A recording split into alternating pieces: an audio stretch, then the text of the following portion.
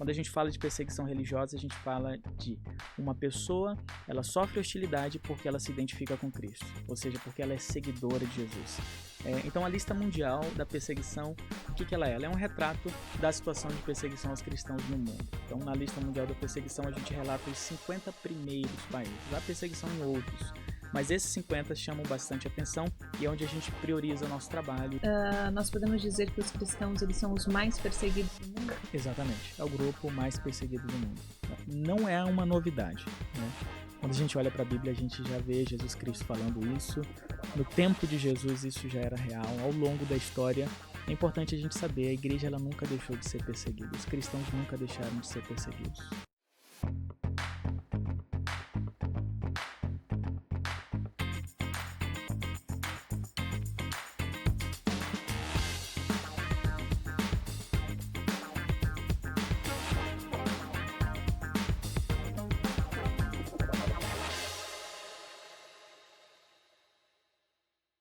Seja muito bem-vindo a mais um episódio do TelaCast, o nosso podcast oficial do Portal Tela. Eu sou Juliana Dariva e é um prazer enorme ter você aqui.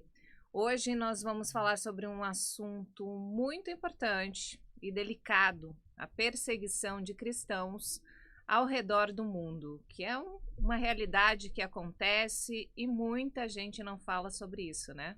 Mas antes eu quero te convidar a se inscrever no nosso canal do YouTube, vai lá, se inscreve, compartilha com os amigos e aproveita também seguir nossa página no Instagram. Eu vou deixar aqui para vocês o QR Code, é só apontar o celular, você segue o nosso Instagram e compartilha todos os cortes lá. A gente compartilha os cortes, né, das entrevistas, tem muita coisa bacana, muito assunto legal, interessante, de fé e de espiritualidade que está viralizando, então você não pode ficar de fora.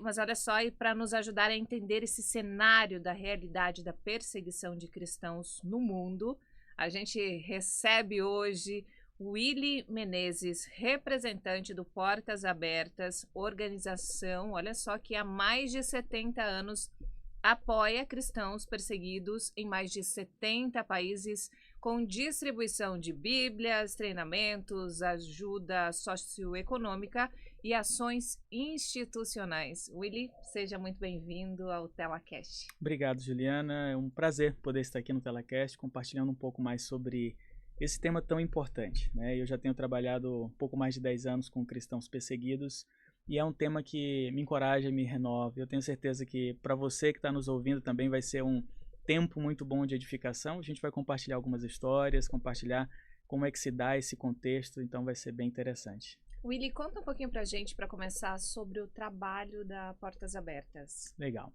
A Portas Abertas ela já tem 70 anos, como você falou. Esse ano completa 71 anos. E a missão ela surgiu lá em 1955. Então, naquele período, havia proibição de entrada de bíblias na antiga União Soviética. E o irmão André, que é o fundador da Portas Abertas, um holandês, ele viveu e morreu ali na Holanda. Naquela época, ele descobriu que no leste europeu, na antiga União Soviética, existiam muitas igrejas, mas essas igrejas elas não tinham acesso à Bíblia. Os pastores muitas vezes eram presos. Então, quando ele visita aquela região, ele ouve um pedido de Bíblia. Simplesmente isso, a igreja estava pedindo por Bíblia. Então, o irmão André começa a levar, mas aí tem um problema. A entrada de Bíblia era proibida.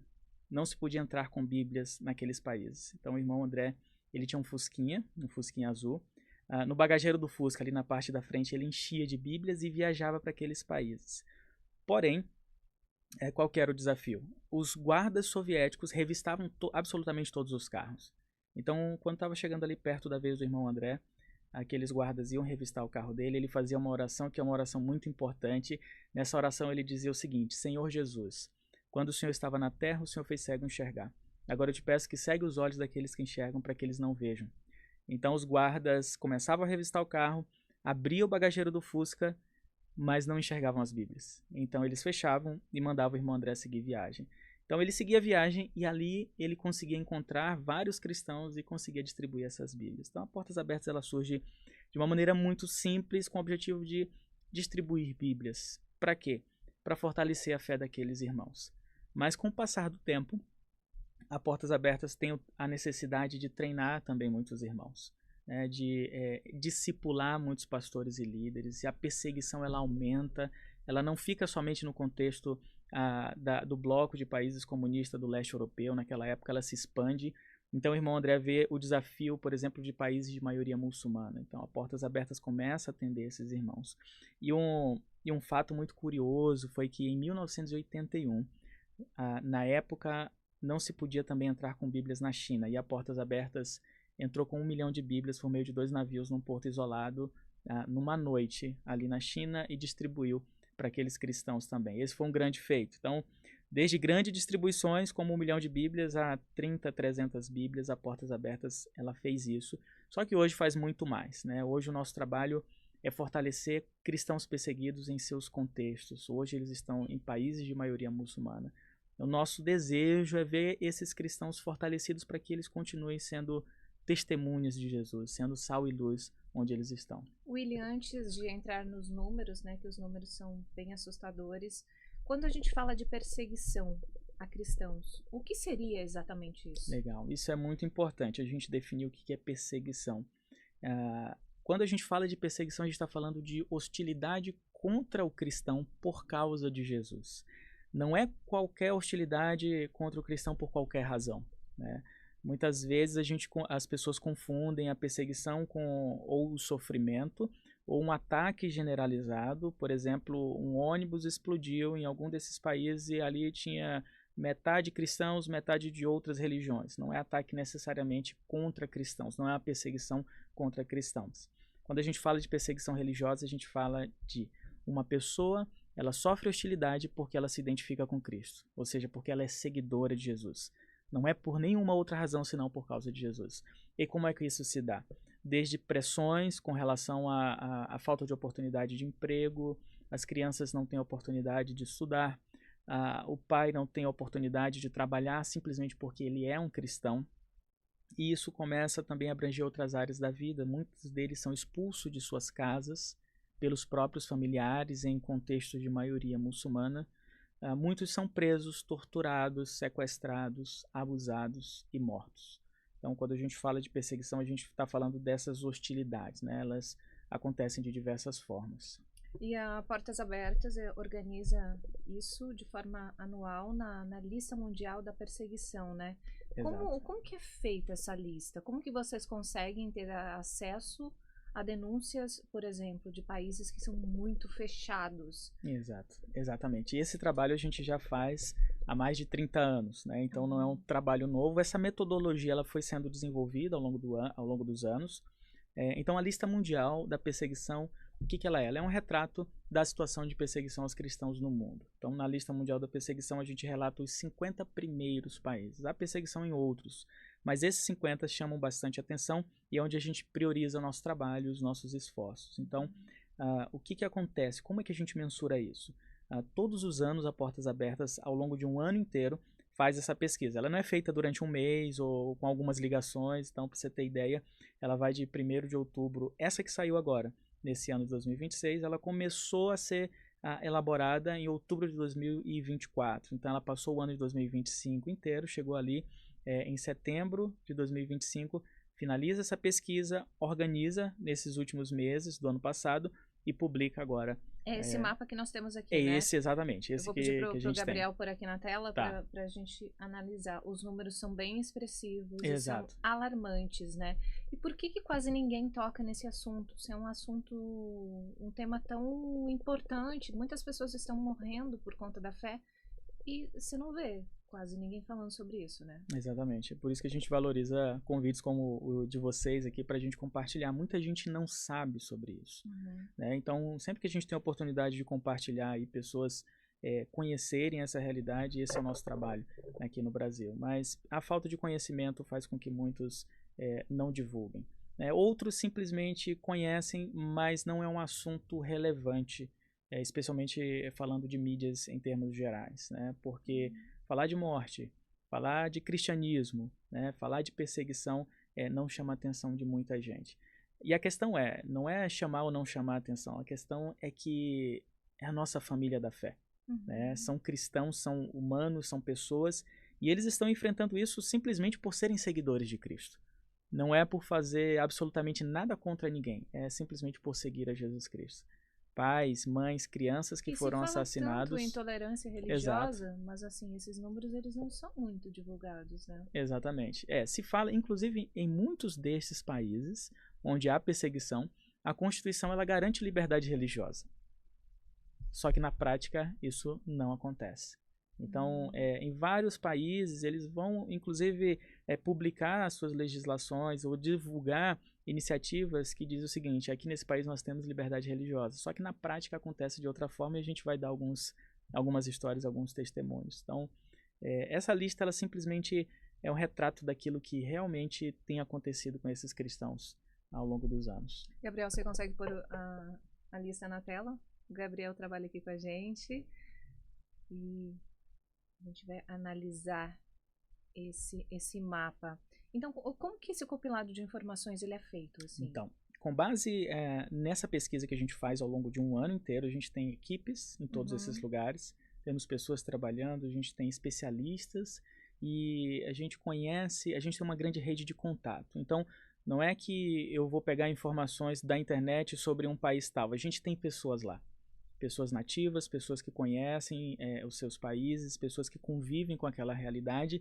Então, esse compilado é feito com base numa pesquisa geral de dados, são investigados vários meios de comunicação, depois uma pesquisa que é feita no país com essas pessoas, com um grupo, uma pesquisa mais resumida, e depois uma pesquisa um pouco mais ampla, que envolve a nossa equipe, que envolve líderes, pastores, outras pessoas que estão em todos esses países. Então, são eles que nos informam. Então, tudo que a gente divulga é com base no que realmente está acontecendo nesses lugares.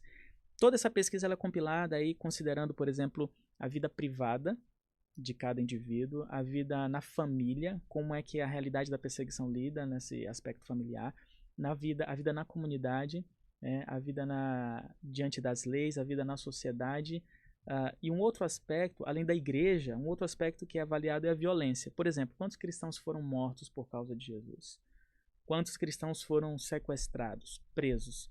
Então, tudo isso, cada uma dessas categorias, ele é como houvesse há de fato uma pontuação. E essa pontuação somada, ela dá exatamente a classificação do país e a posição na lista mundial de perseguição. Então, é uma pesquisa extensa e demorada, porque não dá para a gente considerar a perseguição em um aspecto muito pontual, né? A gente tem que considerar um período mais amplo, por isso que ele leva aí a nossa lista. Um ano inteiro para ser compilado. Essa foi a última lista que saiu saiu essa semana agora, exatamente. E explica um pouquinho aqui pra gente. Quantos foram mortos no ano passado? Só pra gente ter uma ideia. Legal. Pra gente ter uma ideia, basicamente, com relação à pesquisa que foi feita no ano passado e o que ela mostra, a gente tem aí o registro de pelo menos 4.849 cristãos mortos por causa da fé. Não foram mortos por outra razão, não foram vítimas de algum ataque aleatório, de doença, foram mortos por causa de Jesus. Então, você tem aí 4.849 cristãos em todos esses países assassinados por causa de Jesus Cristo. Agora, dentre todos esses países, a gente tem aqui a Nigéria, o número 7, e essa numeração exemplifica exatamente o nível de perseguição. Então, aqueles que estão aqui nessa parte, nos primeiros números, são os países com maior nível de perseguição. O primeiro deles é a Coreia do Norte. Mas a Nigéria, ela foi o país que mais matou cristãos. Os cristãos foram mortos na Nigéria mais do que em qualquer outro país. Nesse último ano, no ano retrasado, a mesma coisa. Então, de todos os países dessa lista... E eles são simplesmente atacados só pelo fato de serem cristãos. O que acontece na Nigéria? Em cada um desses países você tem uma configuração um pouquinho diferente. Na Nigéria existe um grupo que se chama Boko Haram. Eles são extremistas islâmicos e muitos deles perseguem diretamente cristãos. Mas há um outro grupo que são extremistas entre o povo Fulani, é uma etnia. E eles também perseguem cristãos, inclusive assassinaram mais cristãos do que o Boko Haram no ano passado e no ano retrasado. E esses grupos, eles simplesmente decidem atacar comunidades cristãs, aldeias, grupos de cristãos. Por exemplo, no final do ano passado, uma escola foi atingida e crianças foram sequestradas. Mais de 300 crianças foram sequestradas e elas eram cristãs. e houve um outro sequestro lá no dia 14 de abril de 2014, isso faz muito tempo, a gente está falando aí de 12 anos, 275 meninas cristãs foram sequestradas. Por quê? Porque eram cristãs. Desse sequestro de 2014, ainda tem cerca de 93 crianças que não voltaram para suas famílias. Durante todo esse tempo, algumas fugiram, grávidas, outras com bebê de colo. Algumas conseguiram fugir, voltaram para suas regiões e foram rejeitadas pela sua comunidade. Então, muitas delas estão ainda hoje em cativeiro, e quem é responsável são esses grupos, especialmente no caso do Boko Haram. Então, de maneira prática, a gente vê que eles têm várias razões imediatas para perseguir cristãos, mas em última instância é por causa de Jesus Cristo. Quando a gente fala de perseguição é por causa da pessoa de Jesus Cristo. Há um ódio contra a verdade, há um ódio contra Cristo, e Cristo está nessas pessoas. Então, elas são perseguidas por causa do Evangelho. E se nós compararmos esses dados com o do ano anterior, houve um aumento, uma queda? Como que está isso? Isso depende do ponto que a gente vai analisar. Em Por relação a exemplo, mortes, em relação a mortes, a gente tem um pouco mais de mortes.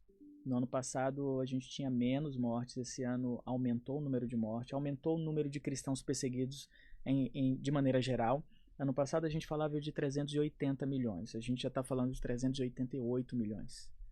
Então, esses números eles têm crescido. Pode ser que alguns números, como por exemplo, imagina um cenário, ano retrasado, a China ela destruiu, fechou e atacou igrejas, cerca de 10 mil igrejas. 10 mil igrejas na China, isso é no ano retrasado. No ano passado o número foi menor. Houve uma queda. Mas por que houve uma queda? Porque houve um número muito grande no ano anterior. E pode ser que a cada ano que passe, o número de igrejas atacadas naquele país ou fechadas se torne menor. E simplesmente em algum momento pode não haver mais prédios, pode não haver mais igreja. Então não significa necessariamente que a situação mudou. Significa que não existe mais igreja para destruir porque a gente já destruiu todas. Há muitos países, como por exemplo a Síria, que é um destaque desse ano, 11 anos existia pelo menos 1.100.000 cristãos. Hoje a estimativa é de que haja cerca de 300 mil cristãos. Isso, de certa forma, é ausência de proteção estatal, né? Também. É uma das razões. Porque, por exemplo, na Síria mesmo, depois da queda do governo de Bashar al-Assad, no final de 2014, o que acontece? Com a queda do governo, abre espaço para um grupo que tem ligações jihadistas, ou seja, extremistas também, para que ele assuma o poder. E assumindo o poder, esse grupo abre muitas brechas, né, para essa questão da impunidade. Então, se o grupo está no poder, ele pode perseguir os cristãos. Né? Não, isso não significa que alguns governos não façam isso, mas não existe um poder de governo para a defesa de cristãos. Há países como a Nigéria que existe o governo, né? Ele está centralizado ali, mas existe a impunidade que é muito grande. Você trouxe algumas fotos também, né, William? Isso, tem uma foto da Nigéria, de algumas irmãs, mas tem uma foto da Síria, uma imagem um pouco com casas destruídas. Isso é o cenário da Síria, que hoje enfrenta uma situação muito complicada, né, com esses grupos. Para você ter ideia, tem bairros na Síria, bairros de maioria cristãs, e nesses bairros passa carro de som, com aqueles alto-falantes enormes, exortando as pessoas a abandonarem o cristianismo e se tornarem muçulmanas. Há muitas igrejas que receberam ameaças em suas paredes. Eu estive no Oriente Médio há 12 anos. E quando eu fui, eu visitei um campo de refugiado que fica na Jordânia, na fronteira da Síria, com a Síria, e a gente recebeu muitos refugiados sírios, porque naquela época o Estado Islâmico, e esse nome Estado Islâmico é conhecido porque naquele período eles dominaram o Iraque e a Síria. Essa daqui é uma das imagens do país. Essa imagem é da Síria. Exatamente. Você vê a destruição daquele país, e isso que a gente vê nessas imagens. Essa destruição é o quê? É uma igreja, alguma coisa assim? Não, aqui era um bairro residencial, mas o que acontece? A guerra, no caso, não somente ataque direcionado contra cristãos, porque teve período, por exemplo, que as casas dos cristãos eram marcadas. Então, imagina você receber uma visita na sua casa, se você é cristão, aquela casa é marcada. E aquela casa pode ser bombardeada a qualquer momento. Isso aconteceu durante muitos anos.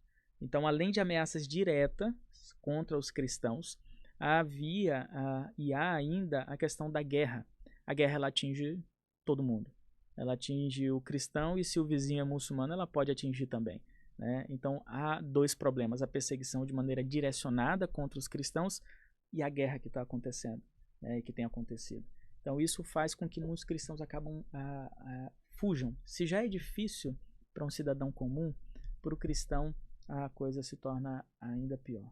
E tem muitos brasileiros trabalhando como voluntários nesses países. Você conheceu algum caso de algum brasileiro que foi morto ou foi hostilizado? Tá. O trabalho que nós desenvolvemos, ele é majoritariamente conduzido dentro desses países por nativos. Por que isso? Né? Porque imagina que um brasileiro, ele vai, e aqui a gente vê uma foto da Nigéria, da situação que acontece lá, e que tem acontecido, né, com um país com maior número de mortes, mas imagina um brasileiro nesse cenário.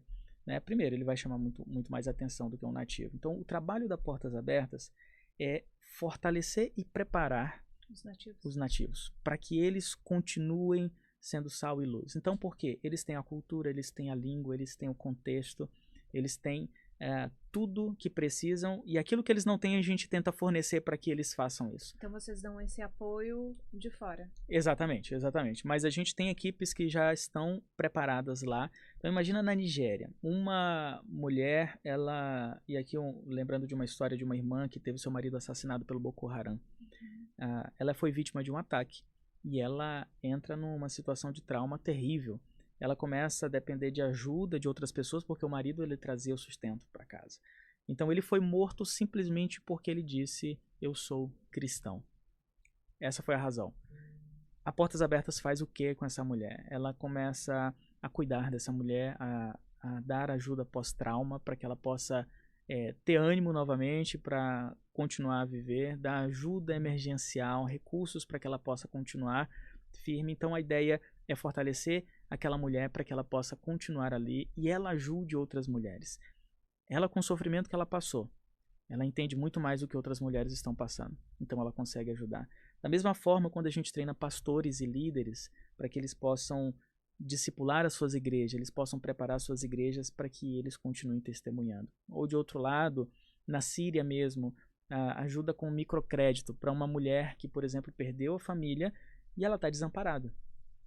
E ela, por ser cristã, ela não vai conseguir um trabalho facilmente. O que a gente faz? A gente monta um salão de beleza para ela. Ela já tem habilidade com aquilo. Então ela começa a atender outras pessoas, ela começa a ter recursos e ela começa a ter a oportunidade de falar de Jesus também, para aquelas mulheres que são atendidas para ela. Porque eles são realmente hostilizados, né? Ontem eu assisti um documentário na Nigéria. Sim. Que eles têm que abandonar as próprias casas, eles não têm alimentos, e muitas vezes eles saem em busca de alimentos. Sim. E eles, nesse momento que eles são atacados, né? Exatamente. A Nigéria, por exemplo, no ano passado foram mais de 100 mil cristãos obrigados a fugir de casa. Agora você imagina, né? A gente fala um número, é rápido de falar, mas 100 mil cristãos são muitas famílias. Então você imagina uma mãe, um pai, né, um filho, eles tendo que fugir. E a fuga é extremamente difícil. Não é necessariamente eu vou deixar a minha casa, tchau para todo mundo e não volto mais. Muitas vezes é no meio da madrugada, no meio de um ataque. E as fugas demoram muito tempo. Mianmar, por exemplo, teve pelo menos 26.500 casos de pessoas obrigadas a fugir de casa também. Então, imagina sair com um bebê de colo. Eu tenho 3 filhos, né? O meu mais novo está com 3 anos. Tendo que pegar, porque ele não consegue correr. E aí eu corro certa distância e daqui a pouco ele está com fome. E eu não trouxe comida suficiente. Eu trouxe uma garrafa de água. E aí, me distanciando mais, eu preciso dormir no meio da selva. E aí chega no outro dia, não tem água porque acabou. Onde é que eu vou conseguir? Sabe? Então essas fugas, elas são configuradas de diversas formas, né? Então é muito difícil. Imagina você entrar em casa, você chegar hoje, você tem 2 minutos para pegar aquilo que é mais importante para você. E aquilo que você consegue carregar. Então o que você pega, né? Essas pessoas, elas não tiveram nem a oportunidade de entrar em casa para pegar algo, na maioria das vezes. Esses relatos, eles realmente provam o que é fé, né? Exato. Porque muitas vezes a gente passa por algum probleminha, perdeu um emprego, um relacionamento que terminou. Tudo isso abala muito a nossa fé. Você para pra falar, putz, cadê Deus na minha vida, né? Imagina você tá nessa situação, onde você tem que largar tudo e mesmo assim você tá firme e forte. Exatamente. O que mais chama atenção é a fé e a esperança desses irmãos, porque por mais que eles sejam atacados, e aí muita gente pode perguntar, cadê o seu Deus, né? Pensa o seguinte, eles só foram atacados porque confiaram o suficiente nesse Deus. Eles só foram atacados, o ataque acontece como resultado da fé daqueles irmãos. Porque imagina, se não existisse cristãos fiéis ao Senhor nesses lugares, não existiria perseguição. Só existe a perseguição porque eles permanecem lá. E por que eles permanecem? Por que eles testemunham? Porque eles amam muito mais ao Senhor. Porque eles querem dar graças e glória ao Senhor. Então, essa é a razão da perseguição. É por causa da dedicação da vida dessas pessoas a Jesus. E aquilo que você falou, muitas vezes a gente está no meio de um sofrimento e a gente começa a se questionar. Eu lembro de um irmão da Coreia do Norte, o Timothy. Ele diz que o sofrimento não destrói a nossa fé. Pelo contrário, o sofrimento edifica a nossa fé. Ele foi abandonado quando era criança na Coreia do Norte. Ele viveu na rua. Ele foi preso. Ele foi torturado. Ele conseguiu fugir a primeira vez. Foi deportado para a Coreia do Norte novamente. Fugiu a segunda vez. E aí, finalmente, ele conseguiu a fuga dele. Ou seja, ele sofreu. E em todo esse sofrimento ele vê que Deus estava com ele. Quando a gente olha para a Bíblia, é da mesma forma. O sofrimento faz com que, de alguma maneira, a gente dependa mais do Senhor. Inclusive nós estávamos conversando nos bastidores sobre, muitas vezes quando a gente pede para que Deus nos use, a gente tem que tomar muito cuidado, né? É uma oração arriscada. Perigosa. Exatamente. Tem que estar muito disposto a assumir aquilo que Deus vai dar, porque ele vai dar oportunidades realmente da gente ser usado, da gente ser provado. E como a gente falava, o maior exemplo de sucesso foi Jesus Cristo. E ele sofreu. Por que a gente não sofreria, né? Onde que nós somos imunes ou melhores, né? Eu lembro inclusive de um pastor da Índia. Ele foi preso, ele foi torturado, enfrentou várias situações simplesmente porque ele pastoreava, porque ele cuidava, porque ele obedecia a Deus. Então ele obedeceu a Deus no chamado de pastorear. Ele foi preso por causa disso e aí depois ele foi entrevistado. E aí ele falou exatamente isso: se Jesus foi morto, João Batista foi decapitado, por que eu não seria preso? Né? Então a gente tem que estar preparado para isso. Por exemplo, quando a gente fala da Síria, da Nigéria, eles não podem, por exemplo, frequentar cultos. Como que eles fazem isso? Não pode ter Bíblia? Isso é muito importante a gente saber, porque em muitos desses países existe a liberdade religiosa. A perseguição ela vem, por exemplo, em alguns países pela lei. A Nigéria é um país onde há liberdade religiosa, tá? Então você não vai ver nenhuma lei proibindo. A Nigéria tem mais de 80 milhões de cristãos. O sul da Nigéria, majoritariamente cristão, e o norte é majoritariamente dominado pelos grupos armados. É muito perigoso. Então, o governo ele não proíbe você de ser cristão. Só que existem os grupos extremistas lá, que eles invadem comunidades cristãs. Eles assassinam cristãos. Então, a perseguição ela vem de onde? Dos grupos extremistas. Mas aí o governo também faz vistas grossas. Exatamente, né? Exatamente. Senão não aconteceria isso, né? A impunidade é muito grande. A impunidade é não muito tem grande, né? Então, se fosse diferente, realmente mudaria. Mas outros países como a Síria, onde tem igrejas. A Síria tem várias igrejas, mas a grande diferença é quem pode visitar essas igrejas são cristãos autorizados, como no Egito. No Egito você pode encontrar na internet e buscar cultos que são transmitidos online. Então é um país onde você pode verificar transmissões online, mas quem participa desses cultos são cristãos de origem cristãs. Duas categorias. Ou nós, se a gente visitar esse país a gente pode ir numa igreja dessa, ou alguém que o seu pai era cristão, que o seu avô era cristão, que ele vem de uma linhagem de cristão. Qual que é o nosso foco? Qual que é o grupo mais perseguido? Não é esse cristão de origem cristã, mas é o muçulmano quando ele se torna cristão. Porque o muçulmano, quando ele se torna cristão, ele está cometendo blasfêmia contra a lei do país. Boa parte desses países tem suas leis baseadas no Alcorão, que é o que a gente chama de Sharia, o conjunto de leis islâmicas baseado no Alcorão. Então, um muçulmano, imagina que ele teve um sonho com Jesus, e aí agora ele decide seguir a Jesus. Ele pode ser morto. É aí onde está a perseguição no seu nível mais extremo, de alguém que abriu mão do islamismo e agora decide seguir a Cristo. Ele não pode entrar nessa igreja, ele não pode andar com cristãos, ele não pode andar com uma Bíblia, Ele não pode falar que é cristão nem mesmo para sua família, porque a sua família vai expulsá-lo, porque isso é uma vergonha, é um crime, e isso acontece não somente em um contexto de maioria muçulmana, mas na Índia também, um país hindu. O contexto de maioria muçulmana é maior, é mais abrangente. E quando nós falamos de violência extrema, a África subsaariana aparece com força nessa lista, né? Você acha que, de certa forma, é negligência do Estado de proteger essas pessoas? Também, não é somente a negligência do Estado, é um conjunto de coisas. Então a gente vê nesses países, especialmente na África subsaariana, existe um cinturão, né, que faz essa divisão. Nessa região é a região com maior número de conflitos, fome, miséria e situações difíceis no mundo inteiro. Então já vem de uma situação difícil em outros contextos. A questão religiosa é um aspecto, e todos esses outros contextos fazem com que a perseguição obtenha um nível extremo, né? Como, por exemplo, a violência.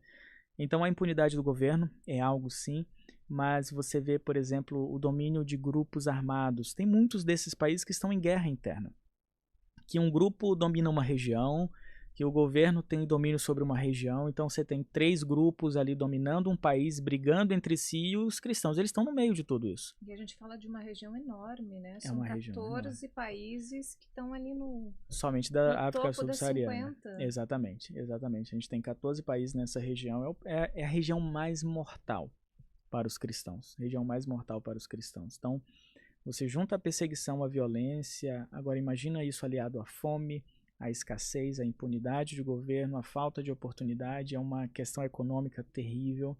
Então, todos esses fatores acabam contribuindo, mas de todos eles, a perseguição ela continua sendo por causa de Jesus Cristo. E muitos acabam fugindo, pedindo asilo em outros países. Já tem algum relato de alguém que veio aqui para o Brasil? Sim, tem muita gente que foge, porque imagina, em muitos desses lugares você se sente sendo expulso do país, né? Então, como a Síria, por exemplo, há muitas pessoas que não querem ficar lá porque elas são rejeitadas pelos nativos mesmo.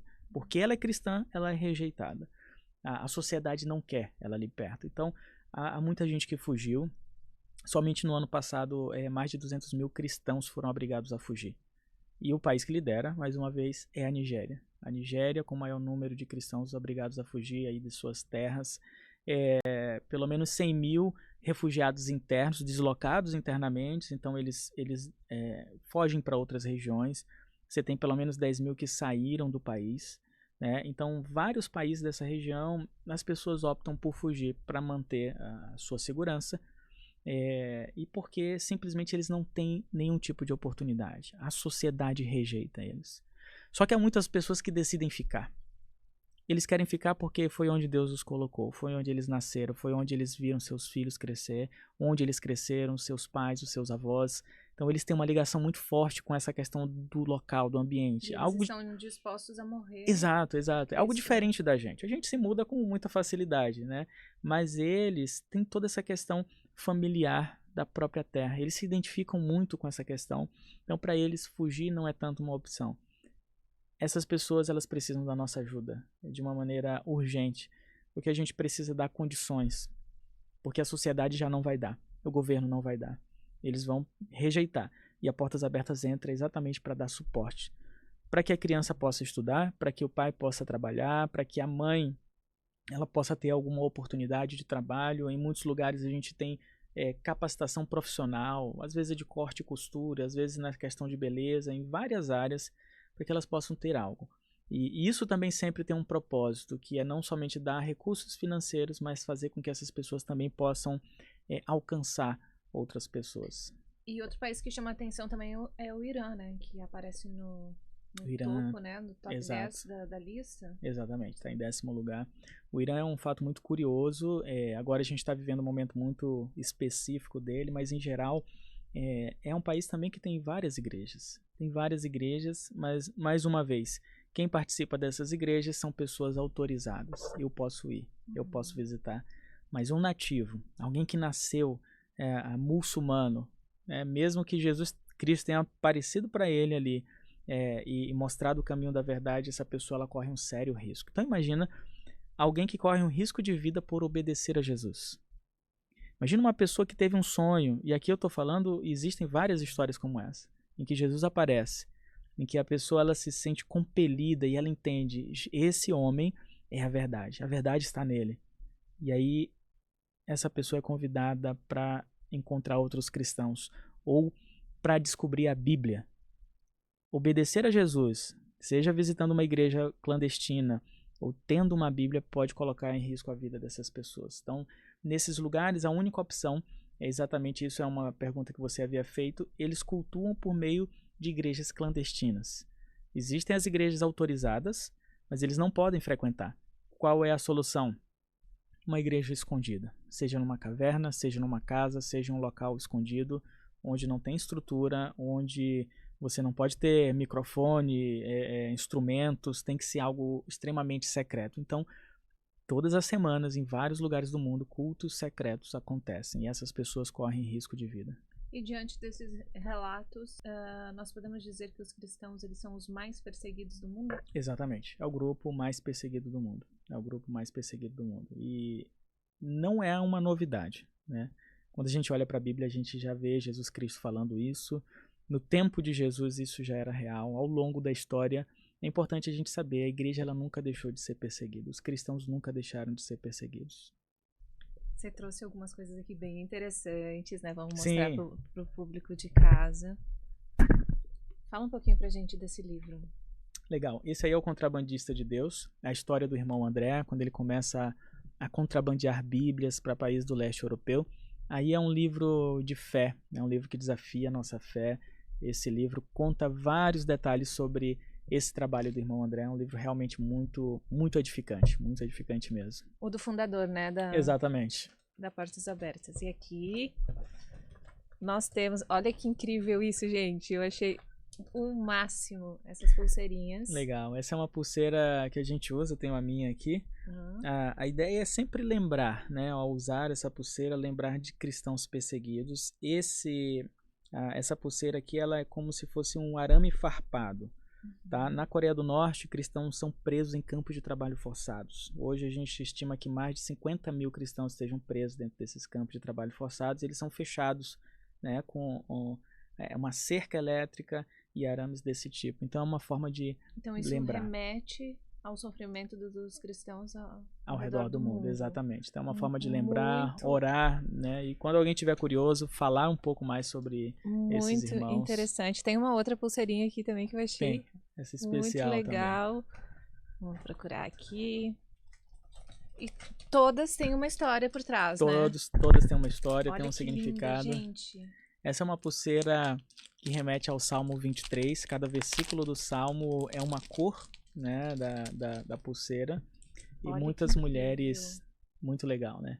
Muitas mulheres usam ela na Nigéria, Bangladesh. O objetivo é que elas possam encorajar outras mulheres, né, a permanecerem firmes, a saber que Jesus tem cuidado delas, ainda que ande pelo vale da sombra da morte, não deve temer mal algum. Então é uma memória contínua da presença e do cuidado de Deus. Como elas não podem ter acesso a... Muitas delas não podem ter acesso à Bíblia, e uma forma muito simples, né, discreta muitas vezes, de poder ajudar, de poder encorajar outras mulheres. Isso serve pra gente aqui também no Brasil, né? É uma oportunidade de encorajar uns aos outros. Pra gente não esquecer... Por mais que tenham dificuldades, exato, Deus está sempre do nosso lado, né? Exatamente. Então, uma memória. E pra quem gostou, porque, gente, sério, é incrível, eu tô apaixonada por isso. Como que faz pra ter acesso? Legal, esses materiais eles estão disponíveis em nosso site, tá? O livro você pode adquirir, tem muitos outros materiais lá. Então, acessando portasabertas.org.br/loja, você acessa esse material. Se acessar portasabertas.org.br, tem o nosso site, a nossa home ali, com muitas informações. Então, eu convido você que está nos assistindo, assim que você terminar de assistir, pode acessar, que você vai ter informações ali muito importantes. E quando a gente fala de perseguição, o nosso país, existe algum relato disso? Olha, o que existe, por exemplo, provavelmente você que está nos ouvindo, não sei você, a gente ouve alguns casos, já ouviu alguma pessoa de forma muito específica que foi de certa forma rejeitada pela família, ou que na escola ou que na faculdade aconteceu algo muito específico, mas por se tratar de algo muito pontual, né, não é algo que a nossa lei proíbe, não é algo generalizado, né, a gente pode ir para a igreja, a gente tem Bíblia, a gente tem a liberdade de falar na internet, inclusive você está assistindo porque você tem conexão à internet, você pode compartilhar, a gente pode dizer livremente que é cristão. Então, comparado aos níveis de perseguição que a gente vê nesses países, a gente não chega a pontuar. Lembra que eu te falei daquela pontuação? Não chega a classificar numa situação de perseguição. Então, graças a Deus por isso, a gente precisa aproveitar essa liberdade para que a gente dê voz para esses irmãos, né? Eu lembro de uma irmã, ela ficou presa durante 2 anos e meio dentro de um container de metal na Eritreia. Aquelas caixas de metal, 2 anos e meio. Qual foi o crime dela? Ela cantava e suas músicas falavam sobre Jesus. E ela foi presa. 2 anos e meio. 2 anos e meio. Na Eritreia, região de deserto, durante o dia um calor muito grande, durante a noite um frio. E no container, que é metal, ele conduz a temperatura muito facilmente, né? Então, ela vivia numa situação extrema ali. E durante 2 anos e meio, aquela mulher falou do evangelho, cantou, porque ela era cantora, discipulou pessoas ali dentro. Enquanto ela era açoitada, não bastava estar presa, ela era açoitada pelos guardas também. As necessidades eles faziam dentro de um recipiente, dentro desse container, e eventualmente tiravam. Então, sofriam maus tratos, mas quando ela estava quase morta de tanto apanhar, ela foi para o hospital. Os soldados decidiram encaminhá-la para o hospital, e ali Deus providenciou a fuga daquela mulher. E depois que ela sai, ela escreve um livro, e um dos trechos dos livros que diz o seguinte, que é o que me chama bastante atenção. Ela fala: se eu pude cantar enquanto estava presa, imagine o que você pode fazer para a glória de Deus estando em liberdade. Então, é exatamente isso. Nós temos a liberdade, a gente precisa aproveitar essa liberdade para glorificar a Deus. Porque mesmo esses irmãos em situação tão extrema, no sofrimento, imagina um sofrimento desse. 2 anos e meio longe da filha, longe de praticamente tudo que dá sentido, aquela mulher continuou glorificando a Deus dentro de uma caixa de metal, dentro de um container de metal. Deus permite o deserto. Exatamente. E olha, não somente permite, mas eu vou ousar dizer que por meio dessas situações ele alcança outras pessoas, ele cumpre o seu plano. Me permite falar rapidamente a situação de um irmão no Irã. Ele foi preso porque pregava o evangelho e trabalhava com crianças. A razão da prisão dele foi a fidelidade dele a Deus, obedecendo ao Senhor, mesmo num país de risco, ele trabalhava para o Senhor. E ele foi preso por causa disso. Quando ele chega na prisão, o que ele faz? Ele continua pregando. Ele prega o evangelho para os prisioneiros que estão lá. Para terroristas, para pessoas que assassinaram, que roubaram, que cometeram todo tipo de crime. Ele prega. E o resultado disso é que boa parte daqueles prisioneiros se convertem a Cristo. E agora ele começa a discipular aquelas pessoas. Começa a fortalecer a fé daquelas pessoas. O que acontece? Os guardas olharam aquilo, ficaram revoltados, pegaram esse pastor, mandaram para uma outra prisão, muito distante. Ele não queria que ele continuasse. E aí esse grupo falou, estão levando nosso pastor. Quando ele chega na outra prisão, com vários outros prisioneiros, o que ele faz? Ele continua pregando. Mais pessoas se rendem ao evangelho e ele começa a discipular aquelas pessoas. Os soldados com raiva, em vez de mandar para uma terceira, porque senão ele ia pregar para o terceiro grupo também, colocam ele na solitária. O objetivo era uma semana sem luz, sem alimento, sem nada, para que ele saísse enfraquecido. Então, uma semana sem nada, absolutamente nada, numa cela úmida pequena, aquele pastor fica aquele tempo lá. Quando ele sai uma semana depois, os prisioneiros olham para ele e falam que o rosto dele brilhava, que a feição dele era muito melhor quando ele saiu do que quando ele entrou. E o que está em jogo aqui? Qual é a possibilidade de eu e você ir pregar para aqueles prisioneiros? É praticamente zero. A gente não tem condição. Não tem. A única oportunidade daquelas pessoas serem salvas, elas ouviram o evangelho. E para elas ouvirem o evangelho, ou elas saem da prisão, que é algo muito improvável, ou Deus manda alguém para aquela prisão. E Deus mandou aquele homem. Só que quando ele chegou lá, ele tinha a opção de simplesmente não vou fazer nada porque eu já fui preso por causa da minha fidelidade. Pelo contrário, no sofrimento, ele entende que ele precisa dar glórias a Deus. Então ele continua pregando. Deus usa a prisão, o sofrimento, e tudo aquilo que acontece com aquele homem, por mais difícil e doloroso que seja, a gente não diz que isso é fácil, mas ele usa para salvar pessoas, para glorificar o seu nome. E como ter uma fé assim? Olha, eu diria que o sofrimento ele faz parte. Não tem como a gente ter uma fé refinada se a gente não passa por sofrimento. Isso é bíblico e depois a gente vê na prática. Então, se a gente espera ter uma fé como essa, Deus ele vai colocar a gente em meio à dor e em meio ao sofrimento. Isso é fato. A única questão é como a gente vai lidar com relação a isso. Lembra de Atos capítulo 12, quando Pedro ele é preso, Tiago ele é decapitado, Pedro é colocado na prisão, a igreja começa a orar por ele e ele é liberto. Só que Tiago ele foi morto. Então é o mesmo Deus, duas situações diferentes. E Tiago era um líder da igreja. Então isso nos mostra que, apesar do sofrimento e apesar da dor, a nossa alegria, a nossa satisfação deve estar em Deus, no Senhor. A nossa fé precisa estar nele, não na possibilidade que ele tem de responder às nossas orações e atender aquilo que a gente precisa. Porque quando ele atende aquilo que a gente precisa, legal, a gente dá glórias, mas quando ele não atende, não significa que ele não nos ama, não significa que ele não nos quer bem, significa apenas que a gente não compreende os planos, né? Deus nos ama quando ele ouve e atende as nossas orações, mas quando ele ouve e não atende, ele continua nos amando. E a gente passa por um sofrimento. E a gente precisa usar esse sofrimento. Senhor, como é que eu posso te glorificar? Na minha dor, na minha lágrima. Não precisa ter resposta para tudo, não precisa ser bom em tudo. É simplesmente confiar no Senhor e usar o sofrimento para que a gente se aproxime mais dele, para que ele seja conhecido. E só para ter um contexto histórico rápido, quando você fala de perseguição de cristãos, não é algo novo, né? No Império Romano já tinha isso, até mesmo em relatos bíblicos. Exatamente. Você vê, na verdade, antes de Estevão, lembra de Estevão, em Atos capítulo 7, ele é apedrejado. Ele é apedrejado simplesmente porque ele fala a verdade. Mas se a gente volta para os profetas foram perseguidos porque falavam a verdade. Então é sempre uma luta contra a verdade. Os profetas foram mortos. Os discípulos foram mortos. Paulo foi perseguido. Antes ele era perseguidor. Em Atos capítulo 9 mostra exatamente a mudança. No final do 7 ele está lá. Capítulo 8 de Atos ele começa a perseguir. No capítulo 9, indo nessa perseguição, Jesus encontra ele. No final do capítulo ele já começa a ser perseguido. Então era algo natural. E ao longo da história, não somente bíblica, no primeiro século, sabe, cristãos foram entregues a leões, foram queimados ao longo da história. Tudo isso aconteceu, ou seja, a igreja nunca deixou de ser perseguida. E eu tenho certeza que nunca vai deixar. A única circunstância em que a igreja não será perseguida é quando a gente estiver na eternidade com o Senhor. Deus é amor, né? Então é por isso que pessoas boas sofrem tanto, passam por tantas tribulações.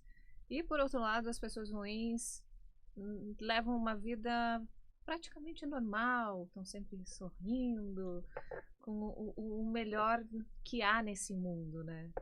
Isso de certa forma explica? O salmista Davi já perguntava muito isso, porque ele via os inimigos dele prosperando e ele num sofrimento terrível, e ele é como quem pergunta, né? Por que os ímpios prosperam? E a grande questão é que, assim, imagina a Sadraque, Mesaque e Abednego ali naquela situação. Eles foram condenados porque eles eram fiéis ao Senhor. Existia um jeito deles prosperarem. Nabucodonosor disse o seguinte, ainda deu mais uma chance. Olha, quando vocês ouvirem os instrumentos, se vocês não se prostrarem, vocês vão ser lançados para a fornalha. Eles tinham oportunidade de se prostrar. Eles tinham oportunidade de viver o melhor da Babilônia. O melhor dos mundos naquele momento era a Babilônia. Tudo que era oferecido era a Babilônia. Mas ele diz o seguinte, fique sabendo, ó rei, que não nos prostraremos, não adoraremos os seus deuses, não nos prostraremos diante da tua imagem. Ou seja, eles preferiam sofrer por amor a Deus, por amor àquilo que eles acreditavam. E ele disse que se Deus quiser livrar, ele vai livrar. Se não livrar, a gente vai morrer. Significa que a gente deve ter uma fé que seja muito maior do que qualquer expectativa que a gente tenha de desfrute aqui nesse mundo. Aqueles homens amaram mais a Deus do que suas próprias vontades, do que seus próprios deleites, do que suas próprias famílias. E é difícil, não é algo fácil. Então a Babilônia estava prosperando naquele momento. Mas Nabucodonosor não passa de absolutamente nada. Ele morreu, o seu reino passou e tudo isso vai passar. O que não passa é Deus e a sua palavra. Então, por mais que a gente veja a prosperidade dos ímpios, e ela é real, ela é visível, mas Paulo diz o seguinte, 2 Coríntios capítulo 4, versículo 16, ele diz, ainda que o nosso homem exterior se corrompa, contudo o nosso homem interior se renova de dia em dia, porque a nossa leve e momentânea tribulação produz em nós um peso eterno de glória. Ou seja, o que a gente passa aqui é leve e momentâneo, mas não se compara com a eternidade. Então, os nossos olhos eles precisam estar na eternidade, né? Não naquilo que é passageiro. Por mais que qualquer coisa possa ser oferecida, é passageiro. Então, aquilo que os ímpios desfrutam vai passar junto com eles. Mas aquilo que a gente crê é eterno. Mas você acredita que o mal que as pessoas fazem aqui, elas pagam aqui ou nem sempre? Nem sempre, nem sempre. Você vai ver muitos ímpios fazendo maldade do começo ao fim e terminando a vida ali com 70 anos e morrendo uma morte tranquila. Vai acontecer, já aconteceu na época bíblica. Agora a questão é, o que adianta ganhar o mundo inteiro e perder a sua alma? É o que Jesus diz.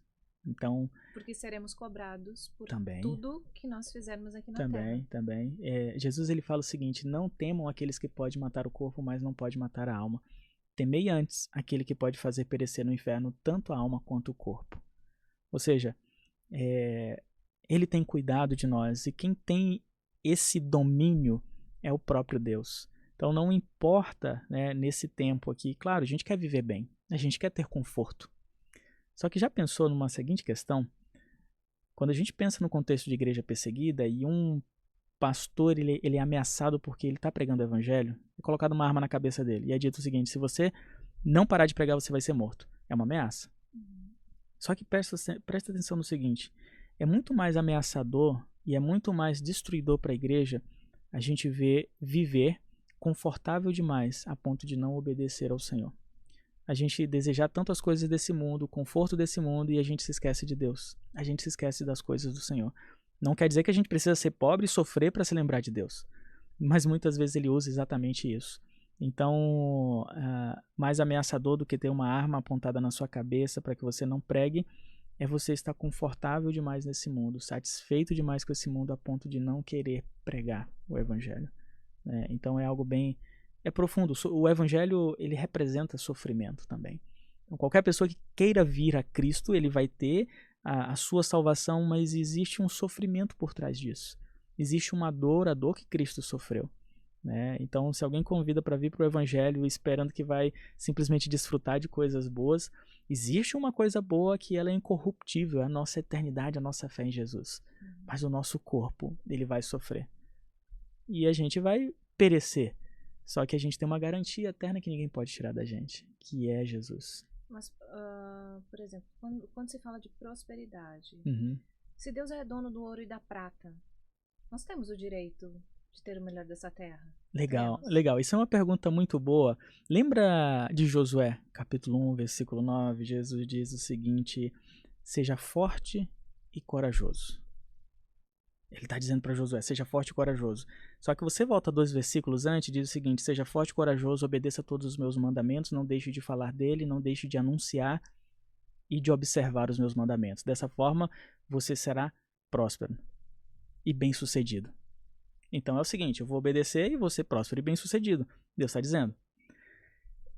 Mas não era a prosperidade financeira que Deus tinha em mente naquele momento. Não é a prosperidade financeira que ele nos diz. Quem foi o homem mais próspero e bem-sucedido nesse mundo? Salomão. Beleza. Mas será que ele foi bem-sucedido em tudo? Porque ele cometeu vários erros no final da vida dele. Mulheres. Então, a gente olha para quem? Depois de Salomão? Jesus. Jesus é a medida perfeita de todas as coisas. Será que eu poderia falar que Jesus não foi próspero? Que ele não foi bem sucedido? Porque o resultado da prosperidade era a obediência à palavra de Deus. Deus estava dizendo a Josué. Quem que obedeceu mais essas palavras do que Jesus? Ninguém. Então Jesus observou, ele era a própria palavra e viveu. Então, é que nem Paulo quando ele fala: graças, porém, a Deus que em tudo ele nos conduz em triunfo. A gente olha a palavra triunfo, a gente pensa no nosso tempo. A gente olha a palavra prosperidade, a gente pensa em coisas materiais terrenas. Mas prosperidade bíblica nesse aspecto não é ter as coisas dessa terra. Ele é dono, ele pode dar. Ele pode tirar também. O dono ele pode fazer o que ele quiser. Para uns ele dá, para uns ele tira, para uns simplesmente... Qual é o aspecto mais importante? A eternidade. Não que a gente deva abandonar as coisas desse mundo, mas esperar que o resultado da nossa fidelidade gere prosperidade. Quando eu olho para esses irmãos, eu vejo que não é isso que acontece com eles. O resultado da fidelidade gera sofrimento neles. Quando eu olho para Jesus, eu vejo a mesma coisa. Então, é porque... É difícil. É extremamente difícil. É porque tem muita gente que usa a religião falando sobre esse contexto de prosperidade, ensinamentos de Salomão. Não há nada de errado em ir e fazer tudo, absolutamente não. É a Bíblia. A grande questão é: conheça e obedeça a Bíblia. E esteja disposto a pagar o preço que for para ser fiel ao Senhor. Se Ele quiser te dar prosperidade, se Ele for... E isso não impede ninguém de buscar conhecimento, ferramentas, absolutamente não. Só não negocie os seus valores. Não negocie os seus valores. E tá ótimo. Obedecer ao Senhor, ser devoto, ter um coração voltado para Jesus, independente do contexto. E se Deus abençoar você com prosperidade e riqueza, louvado seja Deus. Em algum momento você vai ser tentado a manter essa riqueza em detrimento a obedecer ou não ao Senhor. E o que você vai ter que fazer? Obedecer ao Senhor. E talvez Ele não dê riqueza. Talvez Ele vai dar uma outra situação. Para esses irmãos, perseguição. O que está em jogo aqui? Não é a perseguição e a riqueza. Não é isso. O que está em jogo é a fidelidade ao Senhor. A fidelidade ao Senhor antes de todas as coisas. Então, se a gente se preocupar em ler e viver a Bíblia, e não com as consequências disso, a gente vai estar bem. A gente vai estar feliz, né? Porque se a gente sofrer perseguição, a gente vai ter uma esperança. Se Deus der prosperidade e riqueza, a gente vai estar tão firmado nele que isso não vai tomar o nosso coração. Então não é o resultado, é a razão. A gente precisa olhar para a razão da nossa fé. Muito bom. E Willy, para quem está nos ouvindo assim de forma prática e responsável, como que a pessoa pode apoiar esse projeto de vocês? Bacana. O nosso site dá todas as informações, então você que está nos ouvindo, quer conhecer um pouco mais, pode acessar portasabertas.org.br. Ali eu iria sugerir para você ir no menu Como se envolver. Ali tem revista, uma revista que a gente envia fisicamente. Você pode receber ela digitalmente. Nessa revista a gente coloca os principais projetos, aquilo que a gente faz. Portas abertas ali no site, você consegue também ver a auditoria de todas as receitas e todos os gastos que a gente teve, para onde foi enviado todo o valor, todos os dinheiros, todos os projetos. Você tem uma aba ali de doe, que você tem várias campanhas. Então o ouvinte ele pode doar para uma campanha de entrega de bíblias, para um treinamento para pastores, para ajuda de uma escola, né, para ajuda pós-trauma para mulheres que enfrentaram traumas. Então tem várias opções e você pode ajudar ali com o valor que você quiser. Mas independente disso, acesse o nosso site, conheça um pouco mais. Se você frequenta uma igreja, leve esse conteúdo também para o seu pastor, para os seus líderes. A gente pode visitar também a sua igreja. Então, ali tem muita informação e eu tenho certeza que acessando esse site, vasculhando um pouquinho ali, você vai ser muito edificado. Vocês têm redes sociais também? Sim, o nosso Instagram, para o pessoal que gosta bastante das redes sociais, Portas Abertas Brasil. Então, é só acessar ali, tem informações diárias, né? Tem postagens diárias, então pode acompanhar a gente por lá, que a pessoa também vai ficar por dentro. Willy, é muito importante, né, expandir essas informações, até mesmo para abrir a mente das pessoas. Assim, você vê que tem alguns grupos aqui no nosso país mesmo, que eles apoiam alguns países que, se eles fossem morar lá, eles seriam mortos, né? Uhum. Então, existe muito essa desinformação. Existe muita desinformação e o melhor para combater isso é a verdade. É conhecer o que eles passam, conhecer histórias, conhecer testemunhos, e a gente oferece isso diariamente. E essa ajuda hoje, como que ela chega? Por exemplo, nesses países muito fechados. Se eu te contar aqui, a gente pode correr um grande risco. Mas normalmente é por terra. De todas as formas. De todas as formas. Para você ter ideia, há muitas coisas. Eu posso contar coisas que já aconteceram. Por exemplo, no passado, a gente imprimia muitas bíblias com impressoras grandes. Eram muito manuais, não eram essas impressoras. Então, como é que fazia? Juntava a gente aqui, nós três, juntava mais um grupo, desmontava essa impressora, você levava uma parte, eu outra, ele outra, cada um levava uma parte dessa impressora, viajava em dias diferentes, chegava nesse país, se reunia e começava a montar essa impressora em um local secreto. Montava essa impressora e aí começava a imprimir clandestinamente material cristão. Uma das formas. Já teve projeto em que a Portas Abertas levou Bíblias secretamente tanto em malas e Deus cegou, como no Fusquinha, mas também Bíblias que foram transportadas em furgões como caixas de cigarro. E dentro do cigarro, em vez de ter todo aquele material, era enrolado um papel de Bíblia e colocado lá dentro. E ela entrava no país como se fosse um material normal, mas eram cheios de Bíblias, então tinha que tirar cada um depois, e ali estavam as folhas da Bíblia. E montar. E montava depois. Tipo, numa caixinha. Exato, tinha numa uma caixinha de Bíblia. cigarro tinha vários papéis dentro, né, do cigarro ali, e era tampado em cada ponto. Ninguém imaginava que tinha dentro, né? Mas a Coreia do Norte, por exemplo, recebe Bíblias por meio de balões de ar.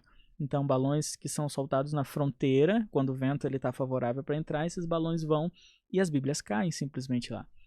E aí tem muitas outras formas, né, que a gente usa hoje, que são formas que, embora a gente use estratégia, a gente precisa contar com o milagre de Deus. Bíblias que são enterradas e depois a pessoa é notificada e precisa lá desenterrar, ou entrada que simplesmente a pessoa precisa confiar no poder de Deus para cegar os guardas. E é um risco que vocês também correm, né? Sim, todo esse trabalho exige um risco muito grande. Você já participou de alguma operação nesse sentido? Já participei de viagens, de situações parecidas, e graças a Deus, assim, a gente nunca viu risco iminente. A gente sempre se planeja e se prepara para que isso não aconteça, obviamente. Então, eu, por exemplo, já tive viagem que teve que ser cancelada ou direcionada para uma outra região, porque numa semana antes um bombardeio aconteceu na região onde a gente ia. Então, simplesmente, obviamente, que a gente não vai para lá. Então, a Portas Abertas, com 70 anos de história, trabalha para manter seguro o cristão local, especialmente, muito mais do que a gente. E quando a gente vai para esses lugares, quando a gente volta, tá tudo certo. Mas aquele que fica, ele é o alvo da perseguição, não somos nós. Nós não somos perseguidos, por mais que possa acontecer uma eventualidade dessa. Mas aquele que fica, aquele que é nativo, ele é alvo. Muito bacana o trabalho de vocês, Willy. Mais uma vez eu quero te agradecer pela presença, Legal. por compartilhar esses relatos com a gente, né? Que numa dimensão impressionante, e com certeza as pessoas que estão em casa, poucos sabiam disso, né? Não, pra gente é um privilégio e pode convidar a gente mais vezes, porque tem muita coisa, tem muitos testemunhos, muitas histórias. Espero que você aí que tenha nos ouvido tenha tido essa oportunidade de conhecer um pouco mais. Então corre lá nas nossas redes sociais, no nosso site, aproveite. Nosso canal do YouTube, inclusive, tem uma série que se chama Faces da Perseguição. São entrevistas com vários cristãos perseguidos. Então a gente pode conhecer um pouquinho mais também por meio dessas entrevistas. Obrigada mais uma vez, Willy. Muito obrigado. E você de casa, muito obrigada pela companhia. Aproveita para seguir o nosso perfil nas redes sociais, compartilhar com os amigos e edificar ainda mais a sua fé. Muito obrigada, até a nossa próxima entrevista.